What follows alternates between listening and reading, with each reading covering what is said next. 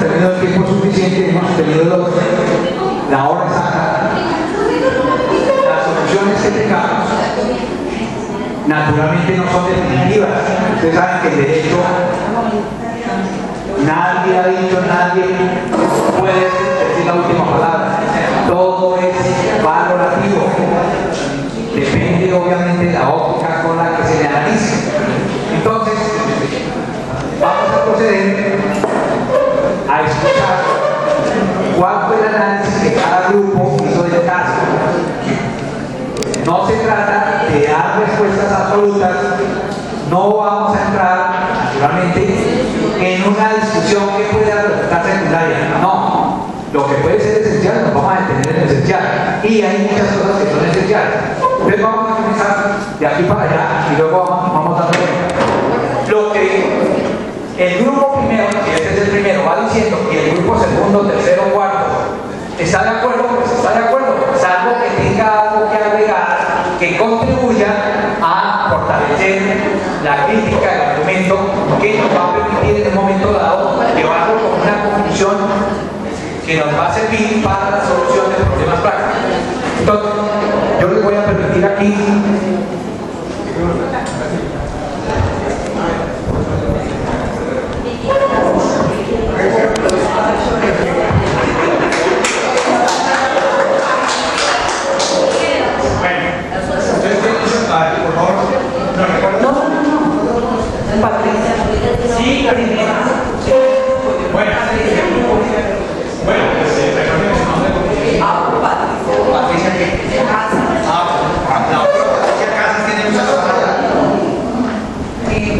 la primera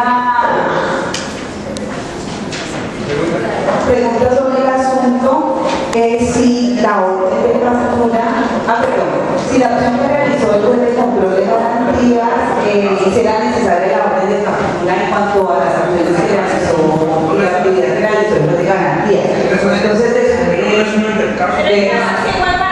sí, el caso es para todos el mismo. Entonces, la conclusión del grupo es que la orden de captura no era necesaria debido a dos elementos. Primero, a que no había un nexo causal, o sea, se dieron dos hallazgos. Primero, que no había nexo causal, y además que la Fiscalía tuvo tiempo para realizar la investigación y aportar los elementos materiales propios.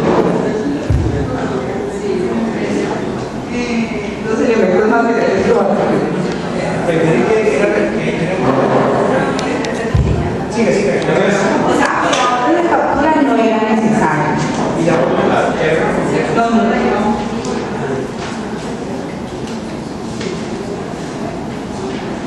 Bueno, o sea, que la Fiscalía tuvo el tiempo necesario para realizar pues todas las actividades que ya corresponden en cuanto a la investigación y así aportar los elementos materiales probatorios necesarios. Y además de que, esto es importante, que la representante legal, la mamá, cuando encuentra el feto, ella misma lo pone a disposición de la Fiscalía. Entonces no sería de buen recibo que la Fiscalía, al haberse presentado la mamá, hiciera la inferencia de que entonces la menor iba a evadir la justicia. Bueno, a ver, la primera conclusión aquí tiene que ver con la captura. Dado el caso, que todos están en sintonía con el caso, ¿verdad? Han comprendido el caso. Entonces, lo primero que uno tiene que preguntarse aquí es ¿por qué, cómo así que la Fiscalía va ante el juez de control de garantías a pedir orden de captura? ¿Estaba legitimada la Fiscalía para solicitar una orden de captura? ¿Por qué no? A ver, no, pero repítalo, a ver si es lo mismo. ¿Sí puede repetir? Por competencia y por los elementos sí la podía pedir. Pero ¿cuáles elementos serían? Los motivos fundados, pero los que van debatiendo. Bueno, ¿cuáles son los requisitos que para un adulto se requieren para que se pueda pedir una orden de captura? ¿Qué cosa de una orden? Que tenga el motivo fundado.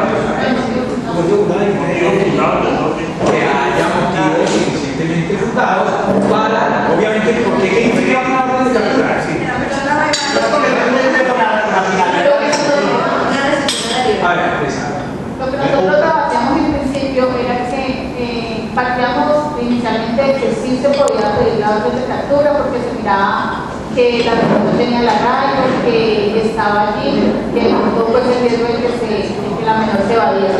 Finalmente, ya analizando el proceso y debatiendo sobre eso, concluimos que no existían esos motivos fundados, que existían dos, cuando Patricia hablaba de dos hallazgos, era uno que se encuentra el feto, dos que se sabe que la menor tuvo el desprendimiento, perdón, no era el feto sino el bebé muerto, dos de que la menor tuvo ese desprendimiento y que se presume era de ella ese bebé muerto, pero no existe esa relación en que efectivamente esa menor tuvo el dolo o que fue ella quien causó la muerte a ese bebé. Entonces, al no tener claridad frente a eso, por eso era que hablábamos que primero debió haberse investigado por parte de la Fiscalía para establecer ese nexo causal y determinar que efectivamente hubo una autoría y hubo el dolo de esa menor pues, frente a esa mujer. Exacto, que al menos hay tipicidad de acción, porque eso es lo que tiene que tener claro un juez de control, al menos la tipicidad de acción. Pero hay otros elementos ahí. A ver, el segundo grupo, ¿qué pensó sobre ese mismo punto para no avanzar? ¿Qué pensaron ustedes?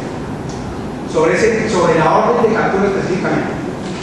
Se expresa de que no, ya que el adolescente presentaba una arraigo, se sabía dónde laboraba, dónde iban sus familiares, dónde podía ubicar, entonces no era necesaria la orden de captura y si se iba a vincular, se podía citar al arraigo o el sitio donde se conocía para así se iniciar el proceso en su contra.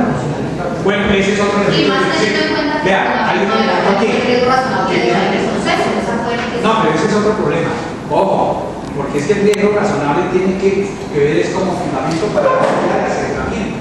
Aquí es para efectos de la captura, a efecto de llevarla ante el juez para hacerle que imputación. Entonces, ese es otro elemento. Pero hay otro que falta por ahí. A ver, el tercer grupo que pensó sobre el mismo punto. Sí, sobre la legitimidad o la viabilidad jurídica para que el fiscal solicitara la orden de captura. Entonces ya hemos dicho aquí, no había elementos suficientes que nos indicaran la tipicidad de la acción, en principio. Otro elemento aquí, estaba claro en la arraigo, se sabía la niña con quién trabajaba, dónde vivían sus familiares en el campo, a punto que lo llamaron, ellos comparecieron, etc.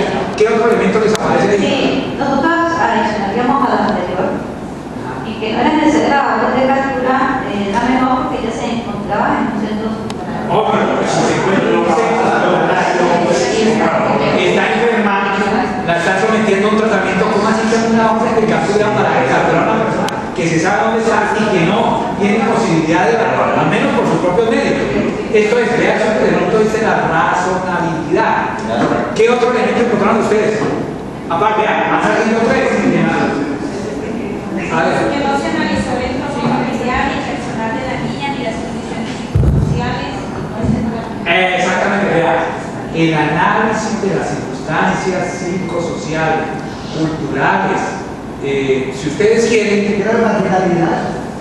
No hablemos de la marginalidad, porque no la podemos entender como una niña marginal en sentido estricto, sino de dónde proviene la niña. Es una niña de origen campesino. Obviamente la indígena. Lo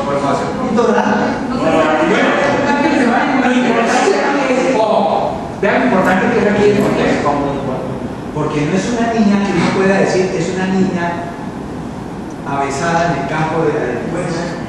Es una niña que proviene primero de una familia campesina, de una familia humilde, de una familia que vive de su trabajo al punto que los padres la mandan de allá para que trabaje aquí. ¿Con qué propósito? ¿Por qué creen que hacen ustedes? Ayuda económica. Ayuda económica para la casa. Porque no están en condiciones de sufragar lo que significa la manutención de una niña. Entonces, la mandan aquí ¿para qué? Para que trabaje, que se gane su sustento. Ese es todo el problema.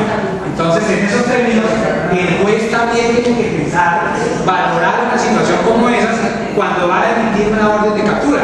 No solamente decir, no, el hecho es gravísimo, porque obviamente no se discute que el hecho es gravísimo, pero frente a lo que significa la condición del niño, o de la niña en este caso, amerita que se le diga a la fiscalía, sí señor, vaya y captúrela, apréndala para llevarla ante el juez de control de garantías. Sí. Complementando, ¿sabes qué? Mira, el caso es el siguiente. María, una niña campesina introvertida, tímida, con antecedentes de maltrato psicológico intrafamiliar, de 15 años, oriunda del Cajibío, que escasamente terminó estudios primarios, fue entregada por sus padres a una familia de la ciudad de Cali para que realice tareas domésticas. 8 meses después de haber comenzado a trabajar interna, su patrona la traslada de urgencia al hospital debido a que la encontró en su cuarto muy enferma. Los médicos determinaron que había estado embarazada, presentaba un aborto incompleto, pero el feto no aparecía y la menor se negaba a explicar lo sucedido. Hechos de los cuales fueron enterados sus padres, que de inmediato viajan a Cali. El otro día la patrona llama a la madre y le pide que recoja una criatura muerta que habían encontrado en estado de mal olor en un closet, estrangulada. Es puesta a disposición de la autoridad competente y ordenan la captura de ella. Restricción de la libertad es la última opción.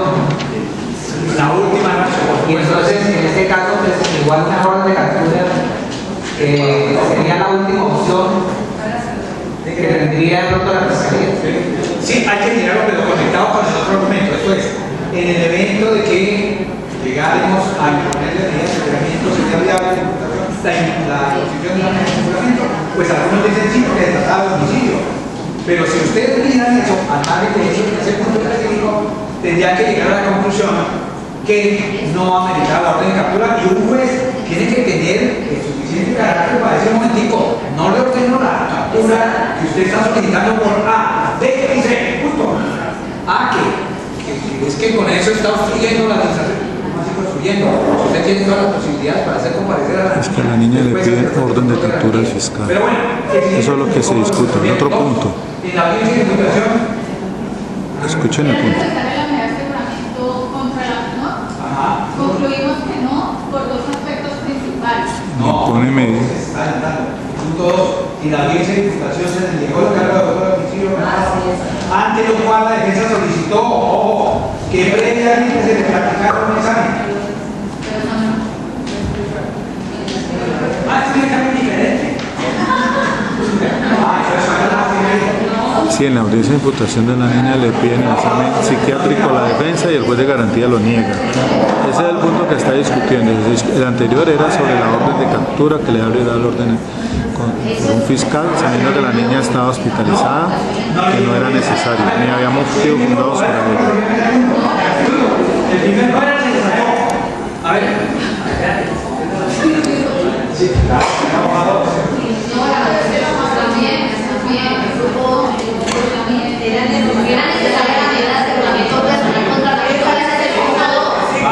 Ahora, se discute si era necesaria la orden de medida de internación a una menor.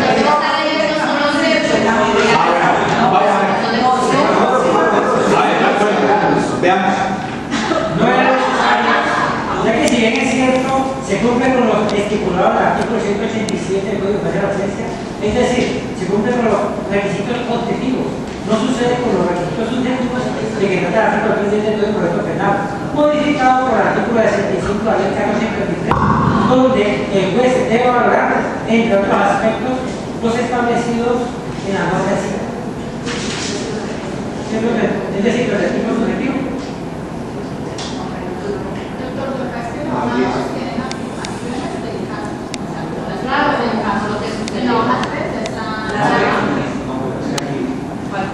No avancemos. Me interesa que ustedes se ubiquen en eso. No importa que no lo hayan resuelto, pero pensemos en eso. El punto 2 dice, veas el punto 2, a ver cómo lo resolvemos. A ver. Colectivamente. En la audiencia de imputación. En la audiencia de imputación le entregó el cargo de autora del homicidio de trabajo a la fiscalía. Ante lo cual la defensa solicitó que previamente se le practicara un examen psiquiátrico a la menor, dado el evidente y perturbado estado psicológico que presentaba. Y ahora, y en el B, ¿qué fue lo que resolvió? No. El juez de garantía negó la práctica del examen psiquiátrico con el argumento de que esa era una conoció, después de conocimiento, y dio por realizada la imputación sin pedir a la Fiscalía ningún elemento que diera claridad sobre lo ocurrido. Muy bien, entonces vamos a la audiencia de imputación. ¿Qué sucedió en la audiencia de imputación? Que le hacen imputación por el delito de homicidio. Pero para hacer la imputación por el delito de homicidio, la defensa dice, atendiendo las circunstancias que evidencia la niña, dice yo solicito un examen psiquiátrico. ¿Para qué? ¿Qué creen ustedes que se pretendía establecer por parte del director? Tirar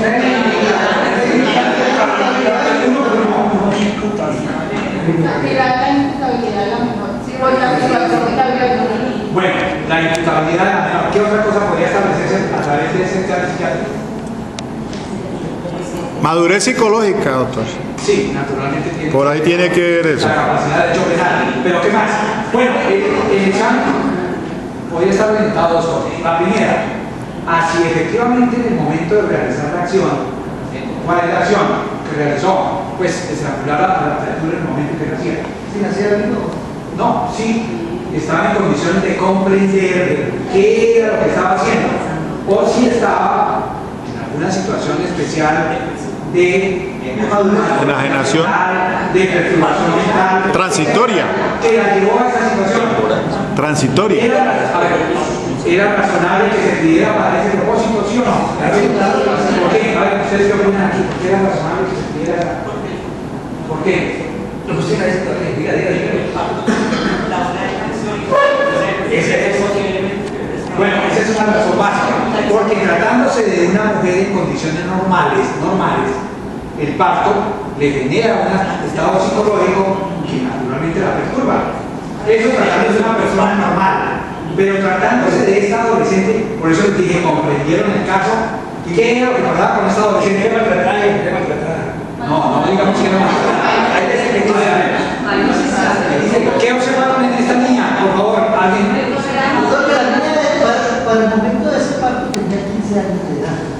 Eso quiere decir que ese embarazo lo iba a tener cuando ella tenía 14 años. Y en ese estado tenía un imputable penal. Tenía una inmadurez. Bueno, respecto de no nos enfrentamos al problema todavía de las circunstancias de El aspecto sociocultural. Bueno, sí, el aspecto sociocultural.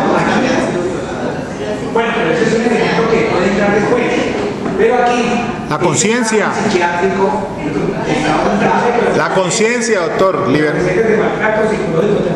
Sí, pero la el elemento conciencia libre y voluntaria. ¿Qué era lo que había observado la niña durante sus 9 meses de gestación? ¿Qué había hecho la niña durante sus 9 meses? Había ocultado durante 9 meses que estaba embarazada. ¿Eso qué significaba para uno? ¿Será normal para un ser humano que en una situación de esas tratando de ocultar durante 9 meses, será que está en un estado psicológico normal? Que al momento del alumbramiento se le puede decir que usted sabía, entendía lo que hacía en ese instante. Bueno, aquí esto es para que ustedes reflexionen que cuando eso se le dio ¿Cómo no tenemos defensa a ella para que le dé? bueno, pero digo, así es que antes de que el defensor mismo se lo plantee, ese es un interrogante que se lo debe plantear, autoplantear el mismo juez de control de garantías. ¿Qué? Porque es que cuando a juez de garantías se lo llevan en estos términos, al punto que le dan todos los pormenores. ¿Qué fue lo que pasó? Y una pregunta elemental es: esta niña durante 9 meses estuvo ocultando esa situación. Puede ser que estaba en una situación, al menos de estrés, al menos de presión tal, que al momento pudo haberle ocasionado una perturbación, una alteración psicológica que no le permitía comprender lo que estaba, la vicisitud de lo que estaba haciendo. Y es válido porque aquí opera, obviamente, el principio pro infancia. Esto es duda por.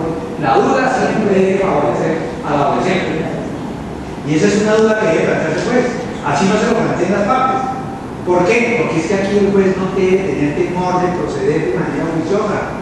Porque esto no tiene el hermetismo que tiene la ley 906 de 2004. Y es que si a usted la fiscalía no le pide, no le plantea, usted no hace nada porque es eminentemente robado. No porque es que allá el juez no está en función de proteger los derechos del adolescente. En cambio aquí el juez sí está en función de proteger los derechos del adolescente. Y un derecho fundamental del adolescente, y esto viene aquí conectado con otro, es establecer si ese adolescente está o no en condiciones de afrontar el proceso penal, condiciones psicológicas, porque es que podemos concluir que la niña era imputable, no discutamos de eso, pero estaba en condiciones de afrontar el proceso, en ese momento estaba en condiciones de afrontar el proceso, dada la situación que acababa de padecer. Si ustedes, muy bien, entonces yo pregunto, si ustedes son jueces de control de garantías, habrían dado la respuesta, muy seguro, repito que esto hace 6 años, ¿no? Y lógico, ya uno ya va corrigiendo y no tiene ningún inconveniente, pero se puede presentar. Lo que yo les pregunto es, si el defensor les pide esta prueba, ustedes como jueces de control de garantías acceden o niegan, ¿y por qué?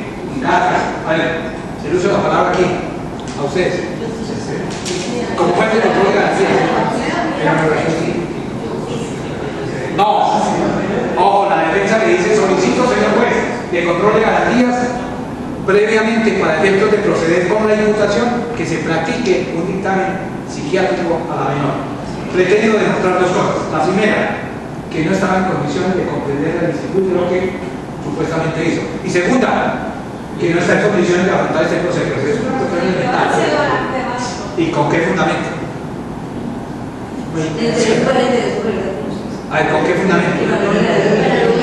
No, porque es que... a ver, y esto sirve para otra claridad. Sirve para otra claridad. No es que porque el juez de control de garantías tiene un máximo de discrecionalidad y un máximo de poder, pueda decidir de manera voluntarista. Siempre tiene que justificar sus decisiones y por lo menos tiene que plantear por lo menos 3 razones para decir por qué sí o por qué no. Ahora, si uno como juez busca 3 razones, muy seguramente haya 4. Y cuando encuentra la cuarta haya una quinta. Sobres en argumentación. Porque eso es lo que les va a permitir a ustedes ver. La decisión que yo tomé es ajustada a derecho. Y nadie me puede decir que yo estoy actuando en contra de derecho. Lógico, aquí vienen los instrumentos internacionales. Y el instrumento internacional que dice, es que la acción penal no puede ser ciega contra el adolescente. Porque la acción penal tiene ante todo que respetar los derechos de ese adolescente. Y un derecho es que el Estado determine si la persona estaba o no en condiciones de afrontar el proceso penal. Es elemental. Entonces, lo primero que uno tendría que decir, bueno, no accedo, porque obsérvense lo que hizo el juez acá. Digo, esa no es función mía. La función mía es velar porque se le haga la imputación, se le haga bien, y ese es un problema de juez de conocimiento. Uno tendría que decir hoy, no, eso no es de juez de conocimiento, porque es que la legalidad de la imputación va a depender obviamente de las condiciones y las que esté el adolescente. Al punto que si ustedes no hacen eso, o no verán por eso, sería tanto como que lleven a un adolescente y el adolescente esté en el banco de los acusados, drogado, dormido o en una situación de carácter absolutamente de incomprensión de lo que está pasando. Pues obviamente no se cumpliría con lo que busca el proceso penal del adolescente. Y es que esa audiencia en sí misma le sirva para que vaya comprendiendo en qué lío se acaba de meter.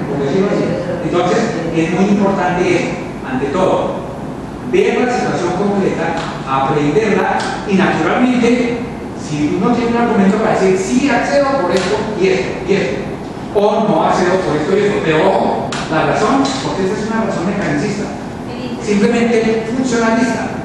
¿Cuál es la función del juez? No, mi función es la que dice la ley 906, que haga la imputación y yo avalar que estuvo bien hecha la imputación. No, aquí no es esta la función del juez de control. Es velar porque efectivamente el desarrollo de lo que significa el ejercicio de la acción penal se haga respetando las garantías que tienen todos los ciudadanos y entre ellos pues el adolescente que debe tratarse como un infractor que tiene que ser pagar la protección. Muy bien. Entonces, estamos claros con esa medida, con el examen psiquiátrico. Pero aquí surge otra pregunta. A ver si ustedes se le cierran. Que va por aquí, por el interrogante, por el planteamiento que hace el doctor acá. Y es, ¿era legítimo o legítima el ejercicio de la acción penal si se tiene en cuenta que esta niña, teniendo 15 años y llevando 9 meses de embarazo, significaba que cuando fue accedida carnalmente era una menor que no podía consentir? ¿O no? Porque en los 9 meses que estuvo ocultando, significa que ya cuando llegó, pues estaba embarazada, o al menos había conseguido, y que, por consiguiente, el víctima cuando ella podía catalogarse. No, de victimaria es. El víctima cuando no. No necesariamente tendría 14 años, hay que entrar a terminar.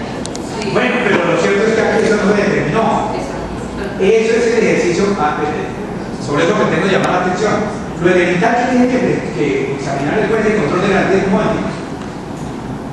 ¿cómo así que esta niña está en una casa que no es la suya, que está prestando para los servicios, en un momento a otro cae en esta situación? ¿Cuánto lleva de embarazo? 9 meses. 9 meses de embarazo. Eso significa que cuando cumpleaños, cuando obviamente pudo haber Antes de los 14.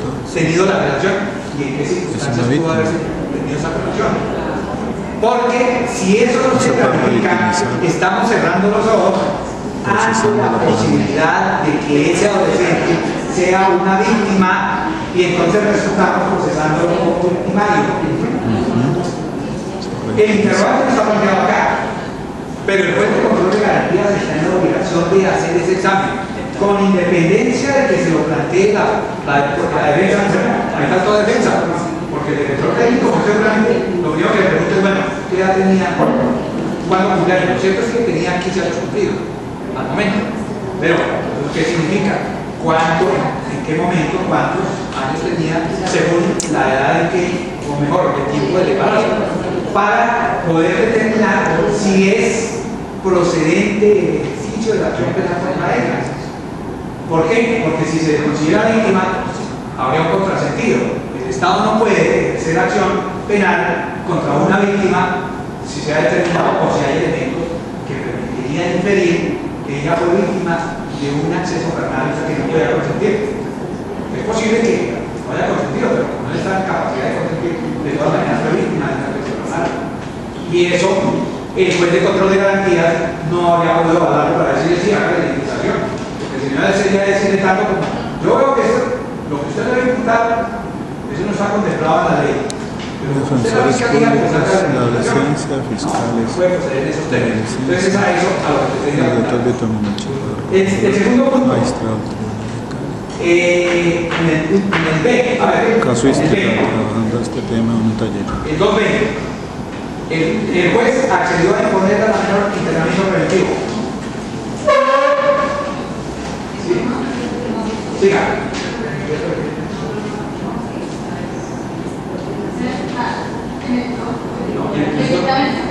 No, 2B, 2. El juez de control de garantías 2, la misma 2. El número 2. Bueno, allá vamos al grupo 2.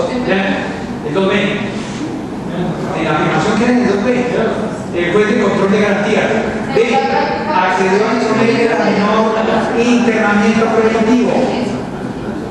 Artículo 181 de la ley 164 y el 98, que solicitó la Fiscalía con el único argumento del riesgo razonable de la ley de poder.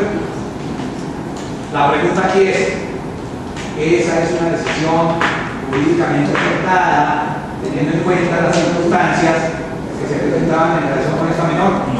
No, señor. Por cuanto la menor estaba en un centro hospitalario en el momento, fuera de su tenía arraigo, entonces, ¿cómo va a ir el proceso cuando es de capacidad para hacerlo? Entonces, pero ¿qué otra razón puede haber ahí? Porque uno puede haber siempre para salir del hospital y podría así darse la posibilidad de evadir el proceso. Primero, habría que entrar a determinar o a desdibujar ese argumento de la Fiscalía donde dice que hay riesgo razonable que deberá el proceso, porque efectivamente no lo hay, porque la menor tiene un arraigo, que era lo que hablábamos ahora. Y como segundo factor, entrar a sustentarle al juez de garantías que primero la privación de la libertad para el adolescente opera como un último recurso y la necesidad de esa medida para ese adolescente. Si efectivamente esa medida restrictiva de su libertad, que es un derecho fundamental, resulta no necesaria para ese adolescente. ¿Y por qué no resultaría necesario? A ver, ¿por qué no resultaría necesario según lo que usted ¿Por qué no resultaría necesaria aquí? No resultaría necesaria esa medida de imputación de internamiento, porque la niña tenía una arraigo, pero sinceramente la arraigo era una niña maltratada. Entonces, dice que era maltratada, la niña se vino para acá a trabajar y allí es donde opera el ICBF. Allí el juez debería tener otra medida, que sería una medida de protección para que el Estado la proteja de esa forma y así no vaya a evadir el proceso. Bueno, ese es otro argumento. Naturalmente, si se parte del contexto de que es una niña que presenta alguna evidencia de haber sido maltratada, el problema es cuál fue el medio en el que se te maltrató. Porque si es en donde estaba trabajando, uno dice, pues obviamente no la vamos a mandar ya a que siga permaneciendo allá. Pero si se tenía certeza de que tenía unos padres, que los padres se hicieron responsables de la niña al punto que vinieron expresamente a personarse de la situación. Exacto. Entonces uno tenía que decir que eso no es necesario porque existe la posibilidad de que se le entregue a los padres, que los padres hagan su parecer. Y ahora, si la situación es extrema de maltrato y hay alguna evidencia, pues obviamente recurrir a alguna medida de protección distinta a efecto de garantizar los derechos de la niña como víctima en principio, porque aquí hay un elemento que siempre quedó en el ambiente y nunca se pudo determinar, porque ya van a ver que en última resultó allanándose y el allanamiento lo avalaron y todo eso, entonces eso se diluyó. Pero bueno, aquí hay otro elemento que es necesario que ustedes sigan precisando.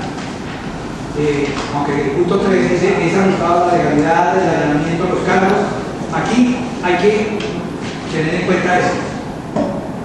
En lo que tiene que ver con la evidencia que presentó la Fiscalía o que tenía la Fiscalía para hacer el allanamiento acá, para hacer la imputación, ¿cómo examinan ustedes desde el punto de vista probatorio de esa situación? O desde el punto de vista de lo que se llaman los elementos materiales probatorios de los cuales se puede inferir que la persona ha cometido una infracción penal. Deficientes. Hubo una discriminación allí cuando la madre lo pone en conocimiento de la fiscalía. El otro aspecto. Ajá, o sea que desde el punto de vista de lo que significaría el argumento en sede de elementos materiales probatorios, ustedes dirían, la Fiscalía está presentando o está acudiendo a un elemento material probatorio que no se puede valorar. El tema de la cadena de custodia, doctor, allí se perdió una. Y además ahí también. No, pero a ver, precisemos el argumento. ¿Cuál sería el argumento exacto? A ver, Doctor, yo desde el grupo le digo. A ver.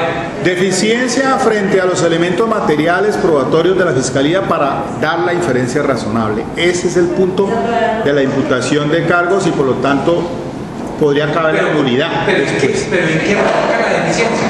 Pues porque los elementos materiales tienen que dar la inferencia razonable y solamente con el levantamiento, en este caso la evidencia que presenta la Fiscalía es deficiente y endeble frente a los cargos para establecer pues la tipicidad del delito y la autoría incluso. Ahí también, señor juez, doctor Chaparro, ahí también hubo una violación a la intimidad, porque es que al contrario, esos elementos materiales llegar a ese levantamiento, entonces ¿dónde está la cadena de custodia para hacer valer esos elementos materiales probatorios? A ver, ¿qué piensan ustedes respecto a eso? Es que esa limitación de la misma.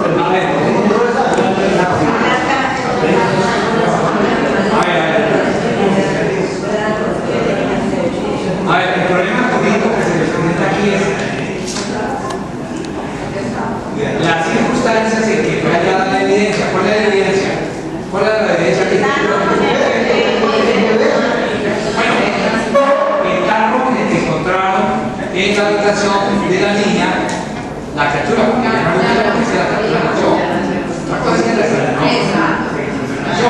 Pero desde el punto de vista del manejo de la evidencia, ¿ustedes piensan que habían ahí? Se violó la cadena de custodia como ordena los procedimientos establecidos en la ley. Es decir, recuerda eso, no se rotuló, no se imparó, no se rotuló, no se imparó la ley.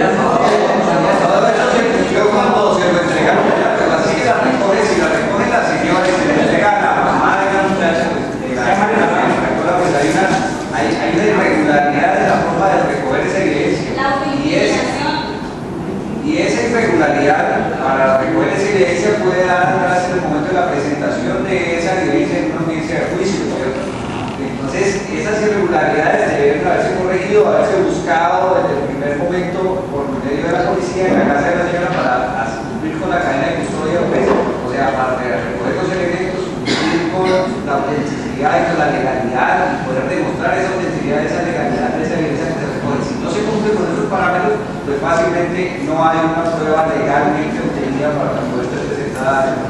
Bueno, eso sí, aunque es una cuestión muy discutible de si eso es planteable o no ante el juez de control de garantías, de todas maneras es un argumento que puede resultar pertinente para efectos de hacer imputación. Porque de todas maneras, ojo que la imputación se le hicieron con base en que, de buena fe, número uno, los padres llevan a la fiscalía al cuerpo de la criatura identitaria. Y con base en eso es que la fiscalía despliega el ejercicio de la acción penal, al punto que solicita la captura, luego hace la imputación, solicita la medida de aseguramiento, etc. Entonces sería bien discutible todo eso, pero naturalmente de lo que se trata aquí es de que un defensor de adultos necesariamente acudiría a un argumento como eso para impedir o que le imponga la medida de aseguramiento o al menos que la imputación se haga en los términos en que pretende hacer. Para significar también que si eso se hace respecto de un adulto, pues hay que hacerlo respecto también de un adolescente, porque aquí el proceso está adelantándose para establecer las consecuencias jurídico-penales que debe asumir el adolescente. Entonces, eso hay que tenerlo en cuenta. Pasemos al punto 2, al punto C, que dice juez de conocimiento. A ver, el juez de conocimiento. Ahora la denominación cargos por lo hizo de manera voluntaria y informada. Muy bien. Visto de manera plana, por decirlo así, el caso, uno dice si la niña se allana, se allana. Y el papel de juez, ¿cuál es? Pues decir sí, se cumplió con la virtualidad de lo que tiene que ver con la aceptación de cargos. ¿Por qué? Porque a la niña le dijeron en qué consistía el allanamiento a cargos, le informaron cuáles eran las consecuencias, y el juez dijo, pues yo veo que está en condiciones de aceptar los cargos, y aceptó los cargos. La pregunta aquí es, un juez, nosotros, asumamos que no somos jueces, podríamos afirmar razonablemente que la niña estaba en condiciones de aceptar los cargos. A ver, ¿qué respondieron ustedes acá? En ese momento, por la situación que presentaba ella,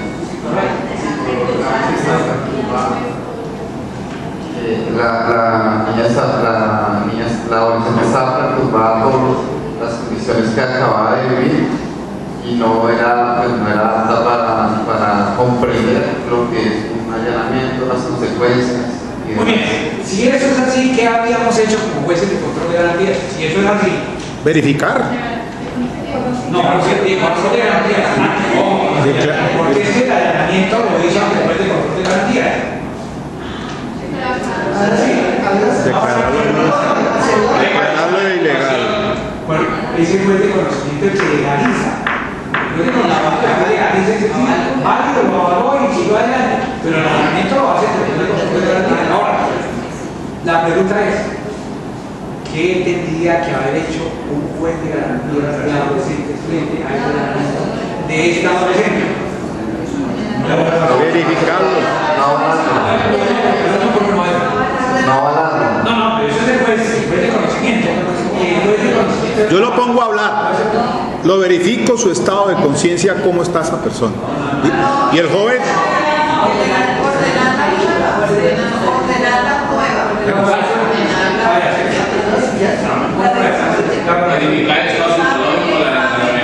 Lo que debe hacer es no aceptarla. ¿En qué estado psicológico tiene? Exactamente.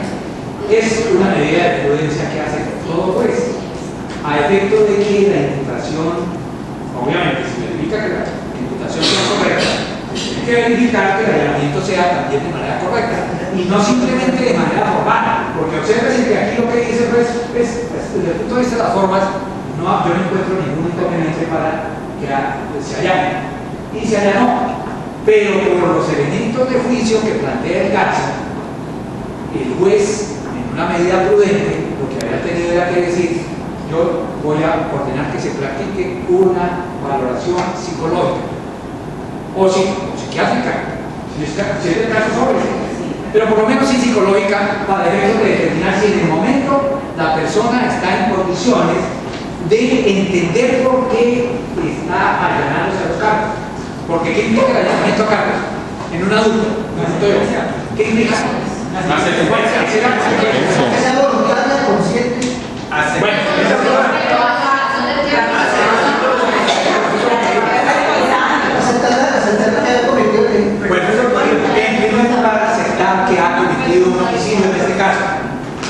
juez que dio muerte a un ser humano. ¿Qué más implica? Ser moderado. No, antes de eso, esas son las consecuencias. ¿Qué más implica cuando hay una aceptación de cargos por parte de alguien? Quedar por tener un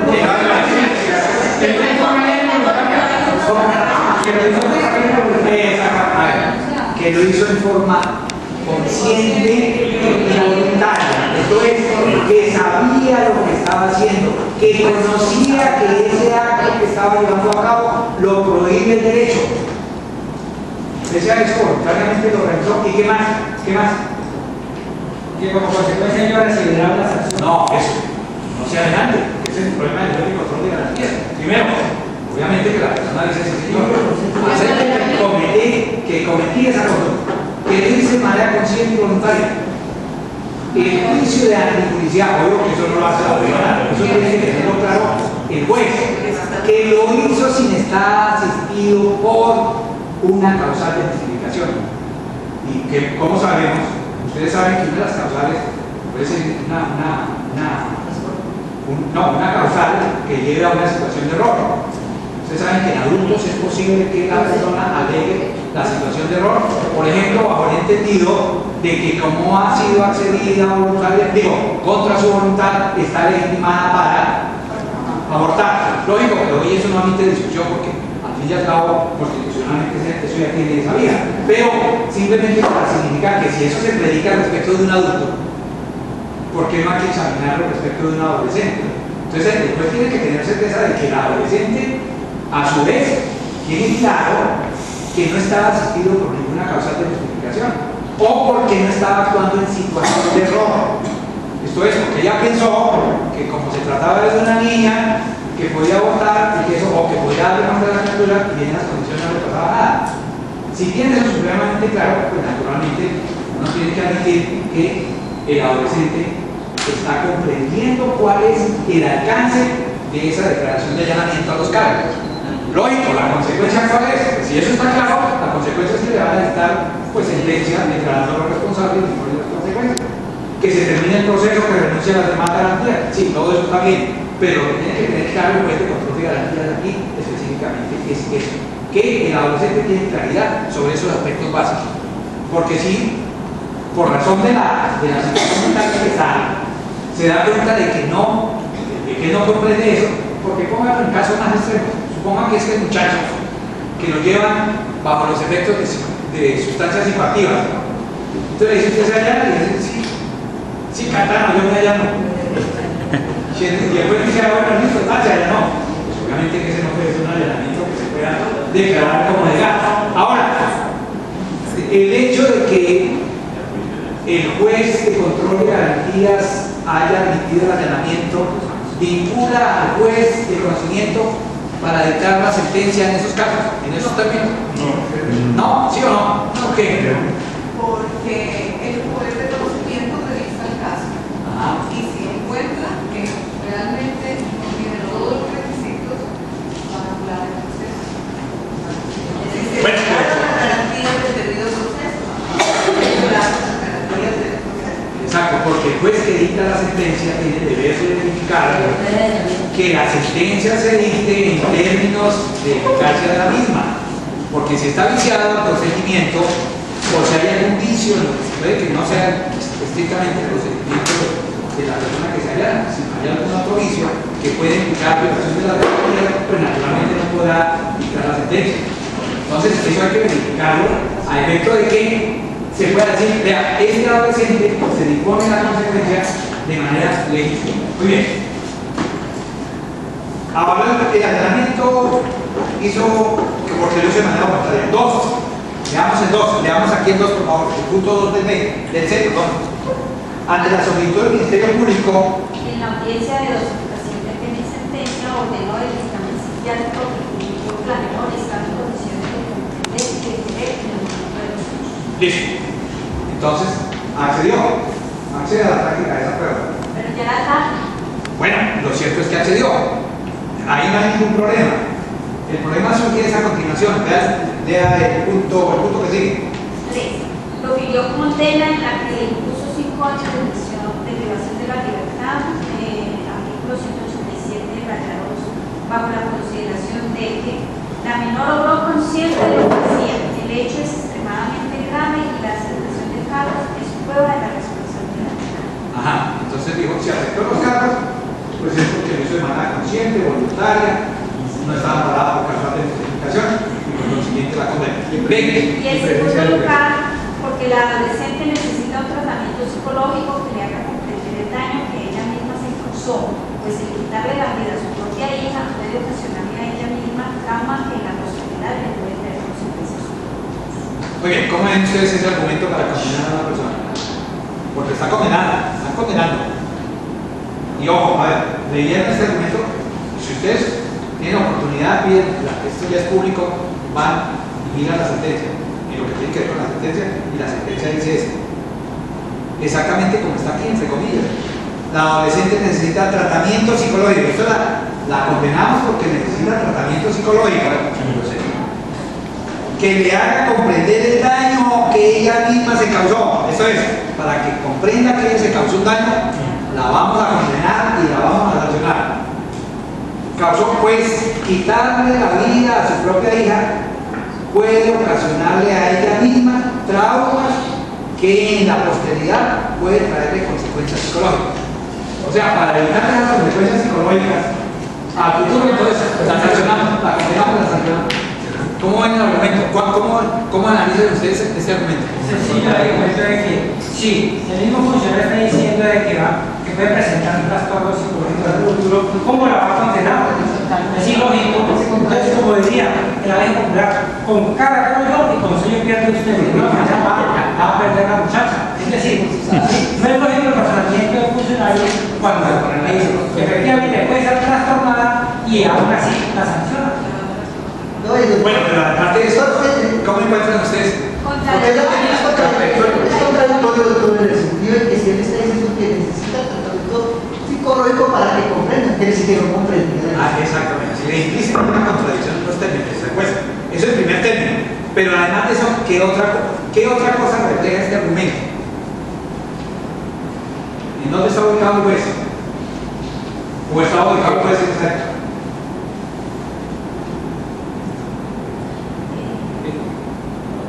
Como si hubiera una aceptación de cargo. No, ¿en qué modelo? Acuérdense que hablamos de dos modelos.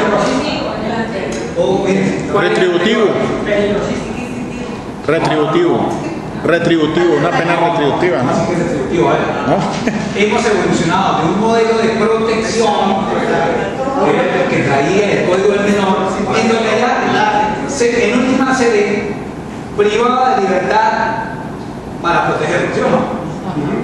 Que es lo mismo que está haciendo el juez aquí. Aquí lo voy a sancionar, le voy a poner 5 años de privación de libertad para protegerla de qué? De un daño psicológico que ella misma se ha causado. En última, cambiando lo que haya que cambiar, ese es el punto. Entonces, esto lo que sirve es para llamar la atención. Ojo, si nosotros como jueces vamos a dar un argumento, tenemos que estar en sintonía, es que estamos sancionando, declarando responsable a un adolescente y los argumentos tienen que ser consistentes. Porque el argumento aquí, primero deja dudar, en últimas, si comprendía o no comprendía. Y un juez no puede condenar a alguien bajo la duda de si comprendía o no comprendía. Y en segundo lugar, desde el punto de vista de la finalidad, yo no puedo decir que la condeno porque es evidente que se causó un daño y entonces, para liberarla del daño, resultó condenándola e imponiéndole privación de libertad, porque se le impusieron 5 años de privación de libertad. Ahora, en lo que tiene que ver, si ustedes siguen analizándolo por esa vía, ¿cómo ven? Aunque aquí lo dice, a la luz de la naturaleza y la teleología de los científicos y la Convención de Derechos del Niño, bueno, ya está que si era necesaria la captura, pero ubiquémonos, adelantémonos aquí. ¿Cómo ven esa sanción de 5 años de privación de la libertad de esta niña? ¿Cómo ven esos 5 años? Como si hubiera sido Ahí se le está sancionando a ella por el delito cometido, más no por la necesidad. Así es. Y es una sanción desproporcionada. O sea, ahí no se está mirando la necesidad de resocializar a esa menor, que efectivamente nunca se determinó si la había o no. Pero no se está mirando la necesidad de la resocialización de la menor, sino un castigo por el delito cometido. Sí, el castigo. O sea, se le está viendo en función del castigo. Y obviamente no se tuvo en cuenta el principio de proporcionalidad. Y que tratándose de delitos graves que uno no discutiría, haga más acción de las demás circunstancias y digamos que sí que hay un homicidio, es grave. Pero siendo grave, el juez tenía que haber dosificado la sanción a partir de 2 años, de 2 mínimo. Y Hasta 8. a partir de 2 irla aumentando progresivamente, teniendo en cuenta múltiples factores, entre ellos, que aquí no se tuvieron en cuenta. Número 1, las circunstancias de gravedad del delito. Vamos a suponer que uno dice, no, es que el delito es gravísimo porque vea que lo planificó, que no se puede, de ella no se podía predicar eso. Entonces no puede darse una mayor intensidad del dolo, de una perversidad extrema, nada, no, eso no le podía hacer nada. Total, no tendría elementos de juicio para aumentarle, por el contrario, tendría que haber tenido elementos para quedarse en el mínimo. ¿Cuáles serían los elementos de juicio para quedarse en una sanción mínima?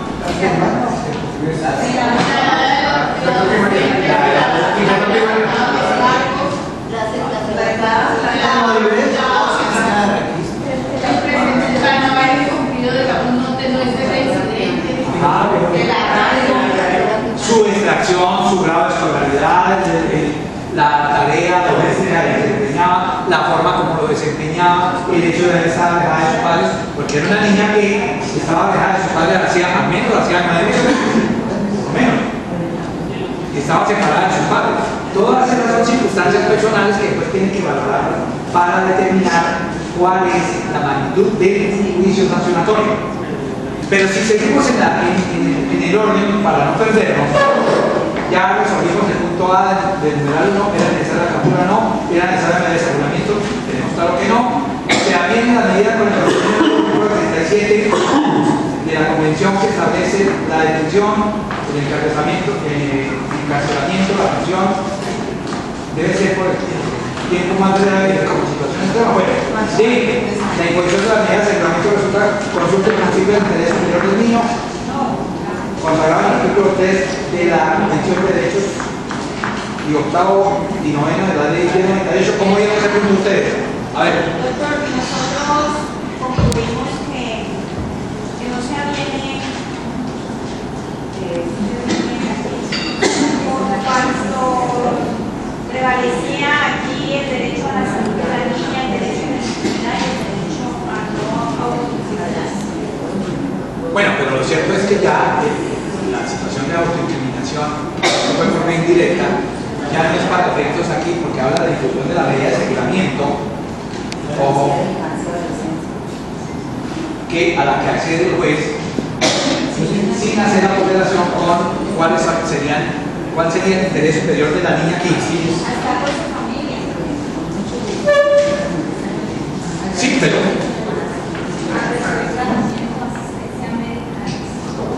bueno, eso sería porque habría que ver en los términos estrictos en que se puso la medida de aseguramiento. Porque si eso deja salvo esas situaciones, uno pues no podría decir que se está violando el interés superior del adolescente. Y el siguiente punto, ¿cómo lo resolvieron aquí? Es únicamente de haber aislamiento. ¿Cuál es la función después del control de garantías? Ya está resuelto el problema. Y esto es que no puede verlo en términos de blanco y negro, de una manera absolutamente mecanicista o esquemática, sino que tiene que ubicarse en todos aquellos pormenores que se constituyen en elementos de juicio para una toma de decisión acertada. En cuanto al juez de conocimiento, el juez de conocimiento podría declarar contrario a la ley el allanamiento. Hemos concluido que sí, porque eso no lo vincula, porque quien más que el juez que va a dictar la sentencia, el que tiene que tener la seguridad de que no se violan los derechos de la persona contra quien se va a pretender el fallo. El dictamen psiquiátrico que ordena el juez soluciona el problema jurídico probatorio sobre la imputabilidad y fundamento de la responsabilidad penal. ¿Solucionó el problema? A ver. Ojo que aquí hay un dictamen de medicina legal. ¿Qué concluyó medicina legal? Muy bien. Ese dictamen de medicina legal vincula al juez de conocimiento. No, porque el juez es perito de perito. A ver. Porque ojo que el juez cerró los ojos y dijo. El juez cerró los ojos y dijo, medicina legal dice que es imputable. Conclusión, yo la condeno como imputable. sin más discusión. Razonablemente, si se tratara de un adulto, uno le podría haber dado ese tratamiento a un adulto, cerrar los ojos y decir, cuando había un punto de discusión ahí, porque ahí seguía existiendo un punto oscuro, que tenía que ver con si la niña sabía lo que hacía en el momento y por consiguiente si era legítimo imponerle la es que esa valoración de acuerdo como está planteada en el ejercicio no determina realmente si era imputable o no, determina del momento de que era consciente del momento de los hechos, pero puede ser que si tenga problemas de imputabilidad y no se fue más a fondo para No, a ver. Con este punto se pretende llamar la atención sobre lo siguiente. Y es, tratándose de un proceso contra adultos, el hecho de que exista un dictamen psiquiátrico que diga que sí es imputable, no necesariamente lleva al juez a esa conclusión si él tiene otros elementos de juicio que le permiten llegar a una conclusión distinta. Y aquí tenía otros elementos, puede que no sea de la contundencia, que uno podría presentar, no, es que tengo dos dictámenes y el uno me corrobora el otro, no, sino que aquí por la naturaleza de los hechos, la modalidad de los mismos, lo que padeció la niña, las circunstancias de la misma, pues uno tendría elementos para decir, yo no tengo claro la imputabilidad de esa niña. Y por consiguiente, desde el punto de vista sustancial, yo no estaría legitimado para imponerle una consecuencia que es sanción, que equivale a pena, ustedes lo toman en términos estrictos de castigo, pues es pena, y no una medida de seguridad, porque si uno llega a la conclusión de que la niña había una situación de perturbación que no le permitió comprender la naturaleza de los hechos que estaba realizando, pues no le puede imponer sanción. Le impondrá una medida, obviamente una medida de seguridad, lo mismo que sería en relación con un adulto que tiene una finalidad distinta y no necesariamente la finalidad implícitamente afectiva. Entonces, a eso es a lo que pretende, obviamente, apuntarse con este interrogante, ¿no? Doctor, sería muy bueno que el ejercicio hubiese informado qué decisión adoptó el superior en las circunstancias. No, porque eso nunca va quedado como tal, lo que tiene que ver, porque si hubo allanamiento, se allanó, nadie más, eso para ahí, precisamente porque si eso hubiera sido aplicado, muy seguramente habría tomado un rumbo distinto porque ya los tres cabezas piensan más que una en un momento dado y dicen, un momentito, yo no voy a estar o esto tiene estos puntos que no me dejan satisfecho porque el juez, sea cual fuere el juez, tiene que tener tranquilidad de conciencia en el momento de la toma de decisión.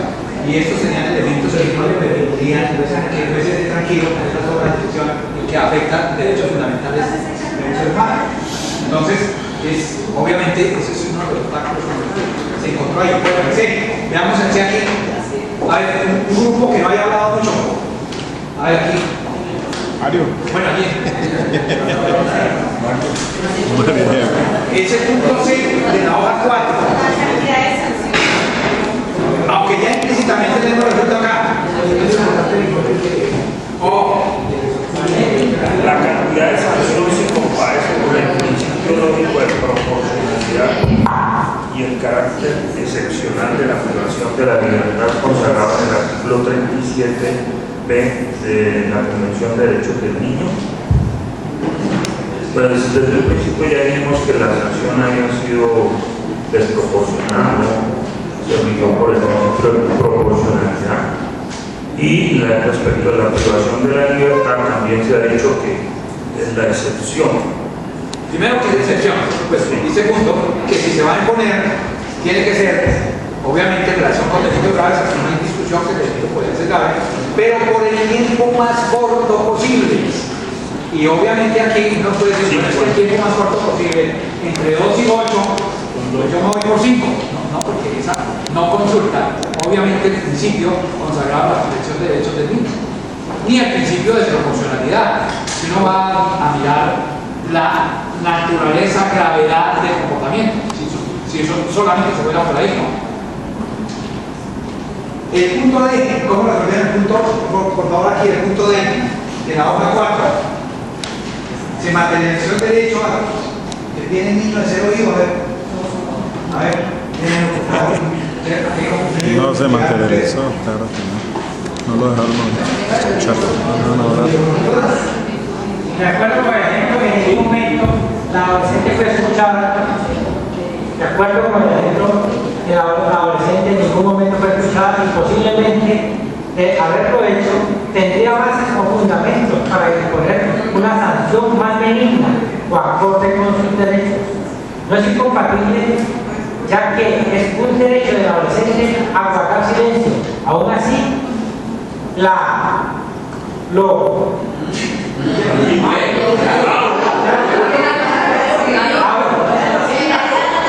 CDN establece que debe ser escuchado en el proceso y no se debe pasar por encima de su voluntad a quedarse callado. Bueno, hoy está tratando de responder un interrogante que se plantea de si es incompatible el derecho a guardar silencio o la garantía de no autoincriminación con el derecho a ser oído por parte del juez de adolescentes que en últimas le va a imponer una sanción. Entonces, ustedes concluyeron que no es incompatible. ¿Por qué? ¿Por qué no es incompatible? De acuerdo con el ejemplo, en ningún momento la adolescente fue escuchada. No, ya está claro que no fue escuchada. Usted está tratando de resolver. No es incompatible. No es incompatible, esos dos derechos no son incompatibles. Ya que es un derecho del adolescente a guardar silencio. Aún así, la CDN establece que debe ser escuchado en el proceso y no se debe pasar por encima de su voluntad a quedarse callado. Bueno, pues no, claro, estoy un poco tiene derecho a guardar silencio, ¿cierto? Pero también tiene derecho a renunciar a ese mismo derecho a guardar silencio y por el contrario hablar, y que más que para hacer valer un derecho tengo proceso de hacer su debida defensa material, ya que era la regla que conocía realmente que era lo que la pasa de llorar, hacer su defensa. Sí, pero uno de los grandes problemas con los que se encuentra o con los que uno ve aquí que los jueces dicen, no, yo no la voy a escuchar porque la niña se va a resultar autoincriminar. Y como ella tiene derecho a no autoincriminarse, yo no la voy a escuchar, que fue lo que pasó aquí. Yo no la voy a escuchar porque ella tiene derecho a guardar silencio. Entonces la pregunta que se hace ahí, ¿es incompatible el derecho a guardar silencio con el derecho de rango constitucional? Y si ustedes quieren, si uno lo mira también supraconstitucional, bueno, hablemos en bloque de constitucionalidad, la Convención de Derechos del Niño. Si contra un niño un juez va a tomar una decisión de semejante entidad, pues lo elemental es que lo escuche. ¿Por qué? Primero, pues es un derecho constitucional. Pero entonces aquí viene el problema, son dos derechos constitucionales en pugnación o en conflicto o en tensión. Derecho a guardar silencio y derecho a hablar. ser oído. Muy bien. Entonces, después, ¿cómo resuelve el problema? Pero es que igual, doctor, la adolescente una vez habla es porque ya está debidamente asesorada. Ya el defensor le ha orientado respecto a lo que el discurso que puede dar respecto a su situación y que le va a servir para defenderse. ¿Sí? Usted debe comentar eso porque eso le va a servir para su defensa, entonces va a ser debidamente asesorada, no va a hablar de manera espontánea, porque si no le estaría burlando el derecho a la presunción de inocencia. Bueno, eso tendría otra, pero aquí solamente tenemos la tensión entre dos garantías: no autoincriminación y ser escuchado. Ese es un problema que se le plantea al juez.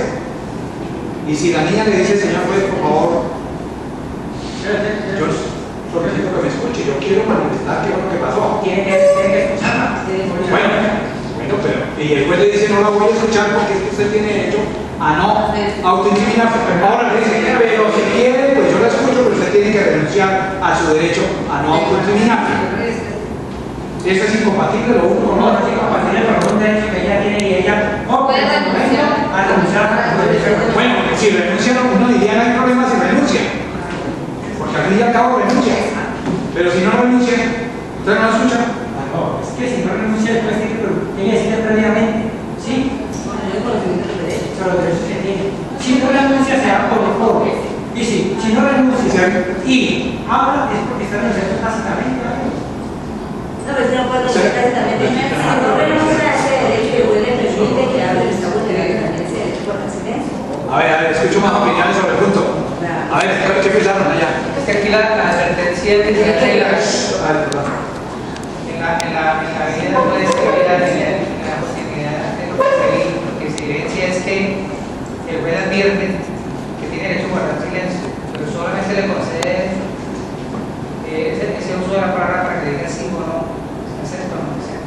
Sí, pero para que haga otra argumentación diferente a esta.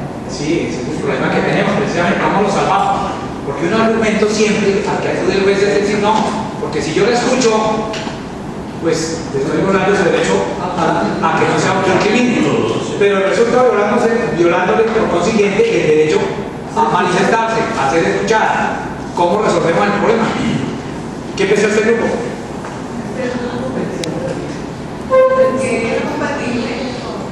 Porque es compatible porque